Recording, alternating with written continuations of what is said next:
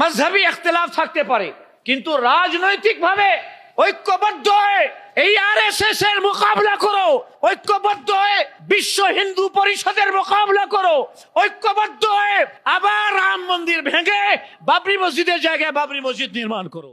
আফগানিস্তানের 4 কোটি মুসলমান যদি সোভিয়েত ইউনিয়নকে তাড়ায় দিতে পারে, নেটোকে তাড়ায় দিতে পারে, আমেরিকাকে তাড়িয়ে দিতে পারে, তাহলে ভারতের 20 কোটি মুসলমান কেন পারবে না? না পারার একটাই কারণ হচ্ছে যে ভারতে ব্রিটিশ কি করছে, ভারতের মুসলমানদেরকে একেবারে খণ্ডে দ্বিখণ্ডে অনেকগুলো খণ্ডে বিভক্ত করে দিচ্ছে।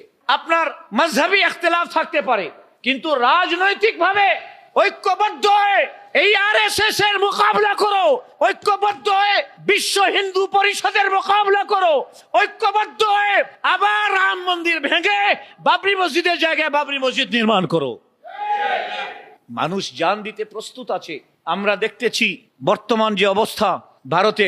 আমি আপনাকে বর্তমান জামানায় 3 জন হিটলারকে দেখাবো। নেতানিয়াহু হচ্ছে এই জামানার সবচেয়ে বড় হিটলার, দ্বিতীয় হচ্ছে এই মোদি, আর তৃতীয় হচ্ছে মোদির এই চেলা আদিত্যনাথ যোগী, উত্তরপ্রদেশের মুখ্যমন্ত্রী। উত্তরপ্রদেশের মুখ্যমন্ত্রী এত বড় শয়তান সে, আমার মনে হয় শয়তানও ওকে দেখে লজ্জা পায়। একটা শিশু, কয় বছরের ছিল শিশুটা? 7 বছরের, তাকে মেরে তার লাশ লটকায় রাখছে, মুসলমান একটা। এরপরে আতিক, ইলাহাবাদে আতিক এবং আশফাক, এদেরকে জেল থেকে নিয়ে আসে, বলে চেক আপ করাইতে নিয়ে যাচ্ছি, ওখানে আগে রেডি করে রাখছে ওর গুন্ডা। হসপিটালের গেটে ব্রাশ ফায়ার করে 2 জনকে মেরে ফেলছে। মন্দিরের ঘন্টি বাজাইতো, একে নিয়ে আসে বসাইছে উত্তরপ্রদেশের গদিতে। আপনি সারা রাত এখানে বড় মাঠে জিকিরের মাহফিল রাখেন, কেউ বাধা দেবে না।